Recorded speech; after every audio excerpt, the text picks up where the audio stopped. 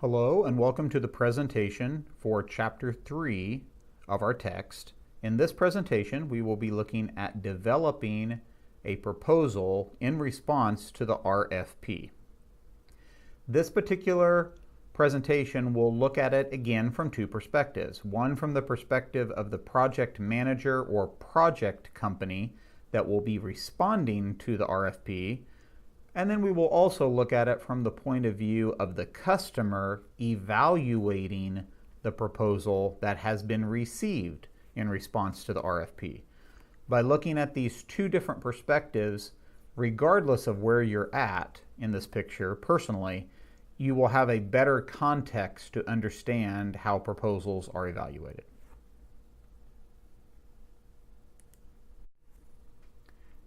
Now let's recall that the RFP, request for proposal, has gone out and multiple potential bidders have received this RFP, and they will be either sending in a proposed solution and seeking to win the proposal, or they will simply ignore it after evaluating the RFP. This is a very important and realistic stage of the project process. Not every RFP will fit your particular company or industry. Even within those RFPs that do fit your company or your group, you simply will likely not have the bandwidth to respond to all of them. So you have to decide, is it worth responding to the RFP? This is called the bid, no bid decision. It is okay to not bid on every RFP, and in fact, a wise project manager will understand that and not bid on RFPs that do not fit well with the skill set of the group. Shown on this slide is one possible form used to help document this bid, no bid decision. This form is shown in your text. It is one of many possible forms, but it carries the most important features. First of all, it lists the factors that need to be considered in making this decision. Shown here are the factors of competition, risk, consistency with the mission of the proposing group, opportunity to extend those capabilities if you were to win, reputation with the customer, availability of funds and or resources available to prepare and to do the work to quality, and resources available to perform the project in general. Now, there may be additional factors that want to be considered, and your textbook will detail these, but don't feel like these are the only factors that need to be considered. You need to decide within your organization what are the factors that are most important. Now, shown here on the form, they have ranked these with a score as to whether or not they're high in importance, low in importance, or mid in importance. That's okay if that's what you like. I tend to use more of a numeric scale when I do these types of evaluations, maybe a scale of 1 to 10 or even 1 to 5, but high, medium, low is okay as well. That's fine. The point is you need to be able to rank each factor and use what is most appropriate in your setting. The final section here is some documentation to explain the ranking. So for instance, in this case, the Ace Manufacturing Company believes that their score is high in the area of competition, and they state that the local university has been providing most of the training to Ace in the past. Okay, so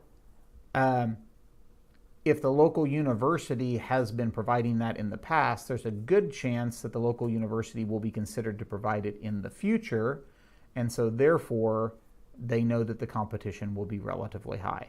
So a few notes, doesn't have to be a long or large amount of documentation, but a little bit to help justify the score is useful. Now, you will then have to decide after you've ranked each one of the factors how to pull this together into a decision. So what they've done on this form is at the bottom they try to provide some overall guidance to what are the advantages, strengths, or distinct capabilities and what are the potential weaknesses. and then they're going to have to step back from this form and look at it to make the decision.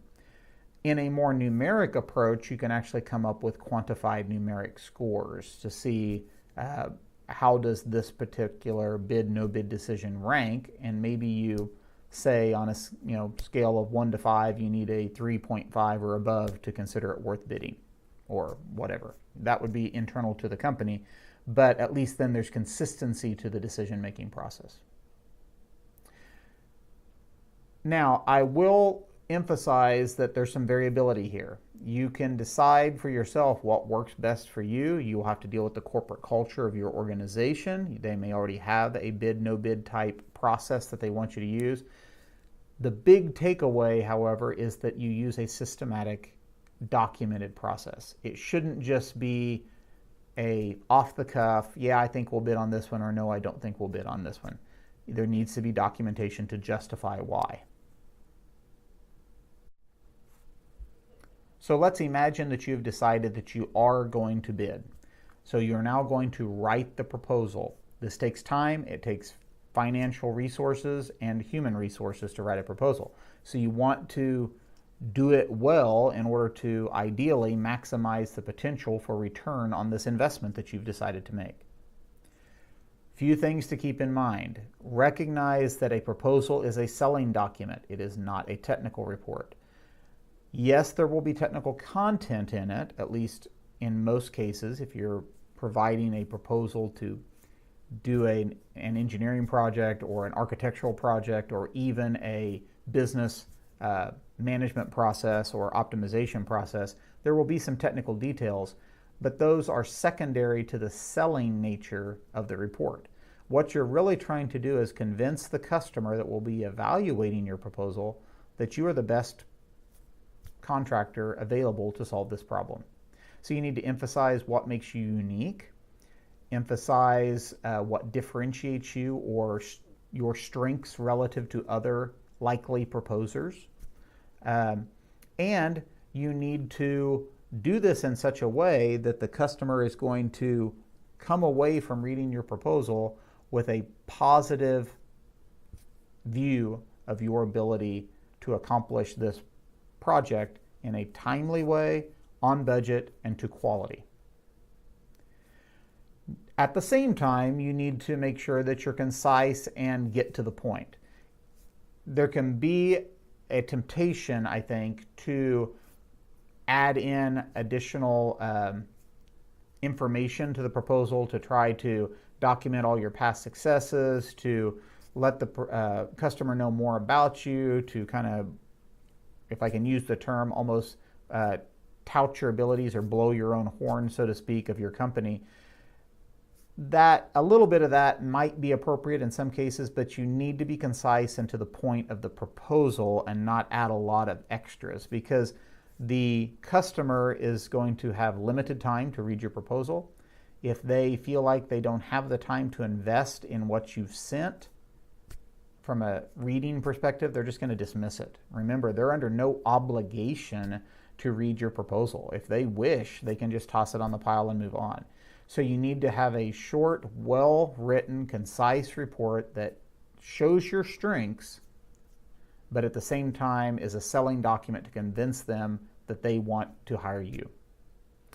If possible, address the details in exactly the same way that the RFP lists those details. So if the RFP states that you need to do XYZ, then talk about XYZ in your proposal. Because obviously the customer is likely the person who wrote the RFP, and that to them was a logical way to discuss the RFP. So it makes sense that that's a logical way for you to present your proposal so that they can identify with your proposal to the best possible extent. Finally, make sure that you're realistic in scope, cost, and schedule. Promising the world is going to get you into trouble. Yes, you might get lucky and win the proposal, but if you can't follow through with quality work on time, on budget, and keep the customer happy, it's going to be a one-hit wonder, so to speak, because you're never going to get accepted again. So be realistic. Don't promise what you can't do. Don't price things at a level that are unrealistic. Most good customers are going to know what's realistic and what's not. And if they see that things are priced or scheduled in a way that's probably unrealistic, they're just going to dismiss your proposal completely. So this needs to be a concise, well-written sales document that's realistic, factual, and to the point.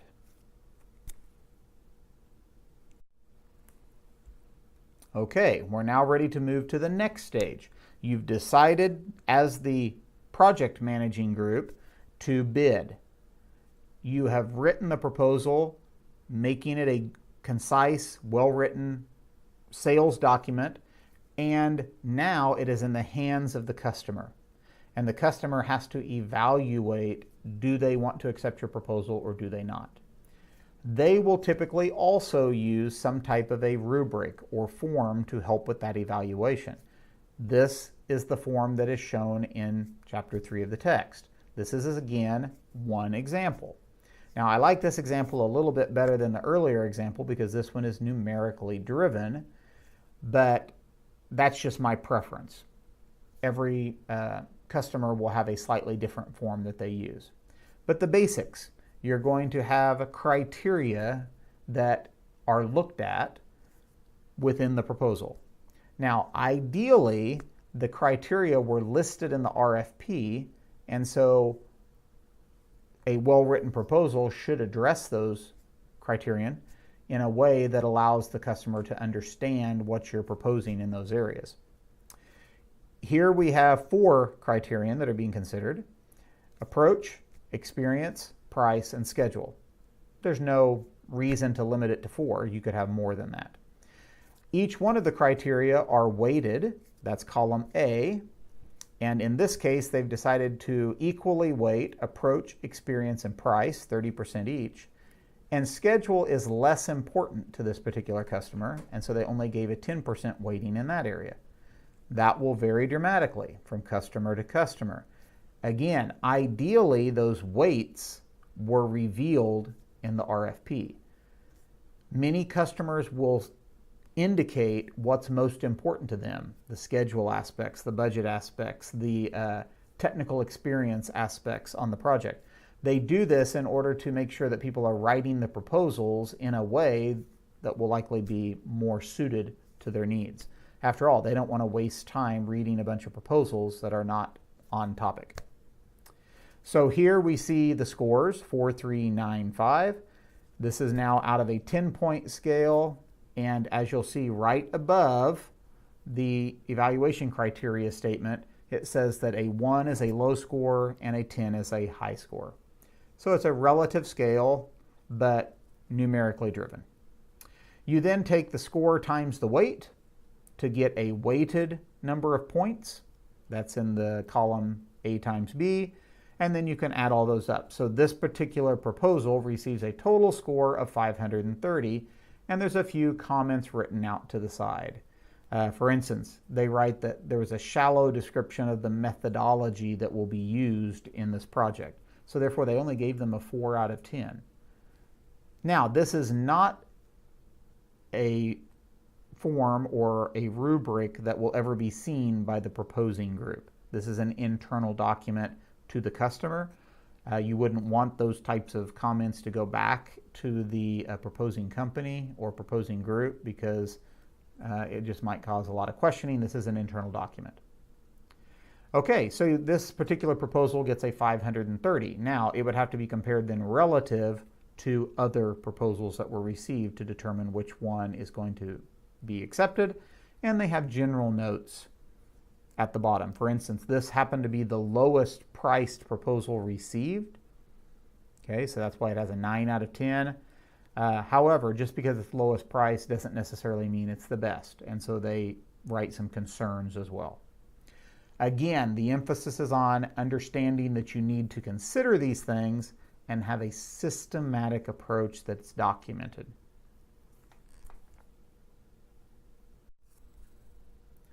Before finishing this presentation, it would be good to have a brief discussion on the different types of contracts that are most typical. The two that the book is going to emphasize is fixed price contracts and cost reimbursement contracts. Why is this important? Well, it changes the risk taken by the proposing organization and by the customer within this entire process. So let's begin with the fixed price contract.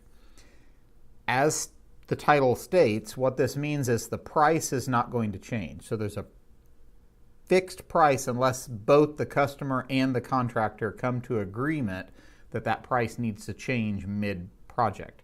Realistically, that rarely happens. So essentially, it's going to be a fixed price contract. Could change, but typically will be fixed price.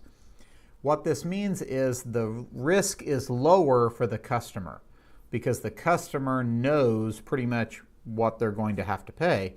But this is much greater risk on the part of the contractor because if the proposed solution ends up costing more, they are still contractually obligated to implement the solution, but the price is still fixed. And so they're going to have to consume that loss, so to speak. So during the bid, no bid decision, the risk is higher for the contractor and greater emphasis needs to be placed on making that correct bid, no bid decision because the risk is higher. Now, this type of a contract, the fixed price contract, would be typically most appropriate for projects that are fairly well defined. So say you're doing an architectural type project or a facilities project, and other facilities of a similar nature have been done in the past.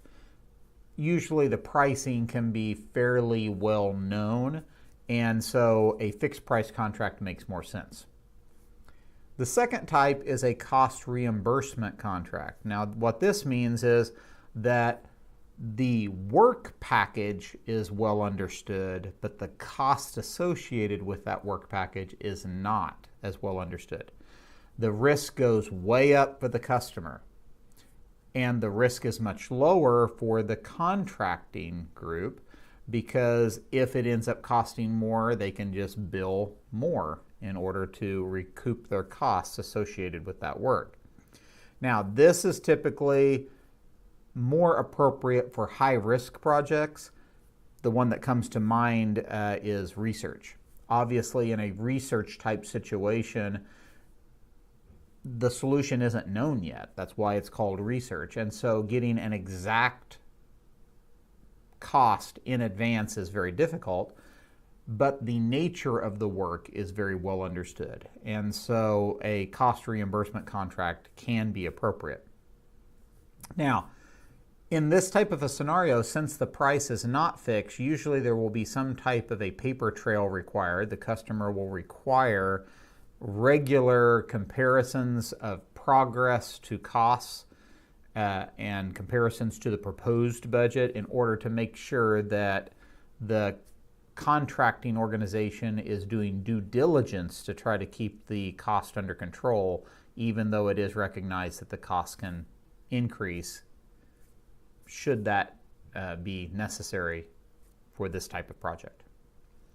Okay, so this has been an overview of Chapter 3. We're going to stop there. As you read the chapter, you will get more detail in these, but I really want you to pay attention to the bid, no bid process and the evaluation process and some of the nuances that go into that.